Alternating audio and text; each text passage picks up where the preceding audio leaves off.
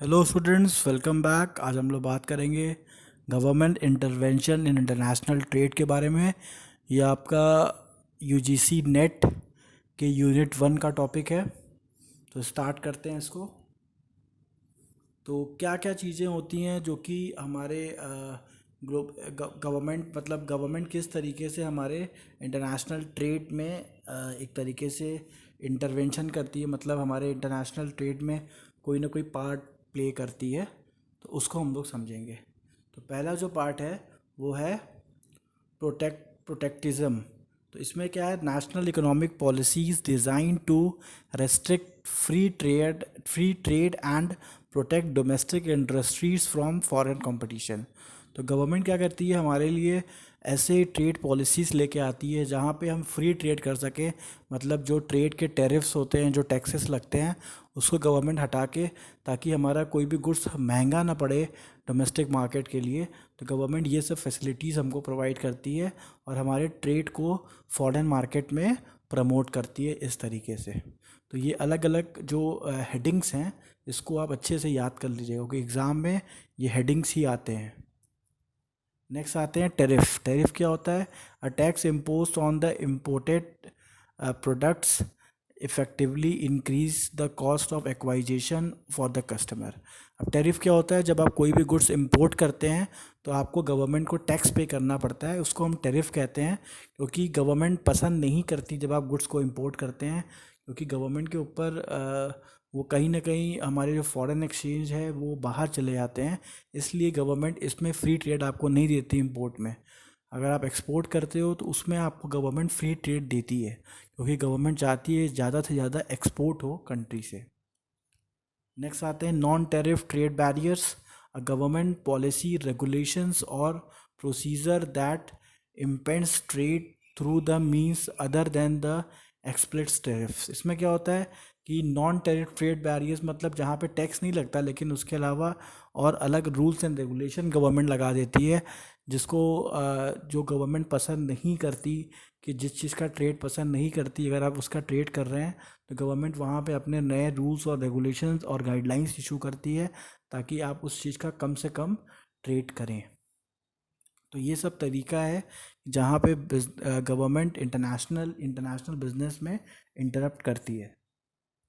Next आते हैं customs. Check points at a port of entry in each country where government officials inspect imported products and levy tariffs. अब जो भी आप goods import करते हो किसी भी कंट्री से, तो वो कस्टम पॉइंट पे चेक होता है, और वहाँ पे जो कस्टम ऑफिसर्स होते हैं वो गुड्स को देखते हैं और उसके हिसाब से उसके ऊपर टैरिफ लगाते हैं, टैक्सेस लगाते हैं। पहले आप उनको पे करते हो, तभी वो गुड्स आपको मिलते हैं। नेक्स्ट है कोटा। अ quantitative restriction placed on imports of the specific product over a specified period of time। तो कोटा में क्या होता है, गवर्नमेंट कुछ रेस्ट्रिक्शन लगा देता है कि इस पर्टिकुलर प्रोडक्ट को इससे ज़्यादा आप इंपोर्ट नहीं कर सकते। गवर्नमेंट उस पर रेस्ट्रिक्शन लगा देता है, तो उस कंडीशन पे आपको गवर्नमेंट के रूल्स को फॉलो करना होता है, क्योंकि वो कंट्री के लिए अच्छा नहीं होता, लेकिन ज़रूरत की चीज़ होती है। इसलिए गवर्नमेंट थोड़ा मोड़ा एक्सपोर्ट करने के लिए अलाउ कर देता है, लेकिन उसमें कोटास लगे होते हैं, उसमें आप अपने मन से ज़्यादा इंपोर्ट नहीं कर सकते हैं। नेक्स्ट आते हैं काउंटर वेलिंग ड्यूटी। ये क्या होता है? The duty impose on the product imported into the country to offset subsidies given to the producer और the exporters in the exporting countries.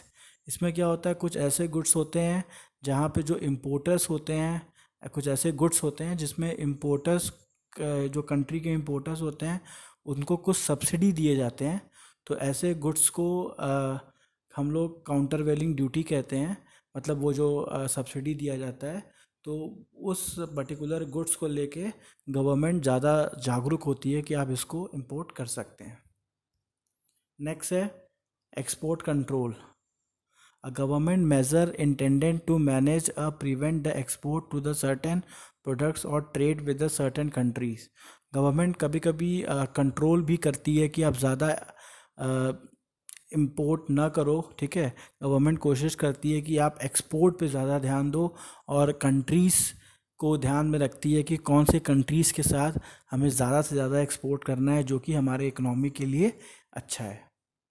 तो वो हो गया आपका एक्सपोर्ट कंट्रोल। और एक्सपोर्ट कंट्रोल में गवर्नमेंट ये भी ध्यान देती है कि आप कोई ऐसे प्रोडक्ट का एक्सपोर्ट ना करो जो कि हमारे कंट्री में ही बहुत कम है। अगर हमारे कंट्री के प्रोडक्ट को आप बाहर एक्सपोर्ट कर दोगे तो हमारे कंट्री वालों को दिक्कत हो सकती है। तो एक्सपोर्ट कंट्रोल में ये भी गवर्नमेंट ध्यान देती है। नेक्स्ट है import licence. Government authorise grant to a firm for the importation of the product. तो इम्पोर्ट लाइसेंस क्या होता है? कोई भी पर्सन अगर बाहर से कुछ गुड्स खरीद रहा है दूसरी कंट्री से सेल करने के लिए, तो उस कंडीशन पे उसको उसके बाद इम्पोर्ट लाइसेंस होना ज़रूरी है, जो कि गवर्नमेंट इशू करती है अगर आप अप्लाई करते हैं तो। नेक्स्ट है currency control. Restriction on the outflow of the hard currency for a country और the inflow of the foreign currency. तो गवर्नमेंट रेस्ट्रिक्शन लगाती है ऐसे करेंसीज पे जो कि बहुत मुश्किल से मिलती हैं। तो गवर्नमेंट कहती है कि ज़्यादा से ज़्यादा आप एक्सपोर्ट करो, इंपोर्ट कम करो, क्योंकि जो करेंसीज हैं उसका रिजर्व कंट्री का कम होने लगता है। नेक्स्ट आते हैं सब्सिडी।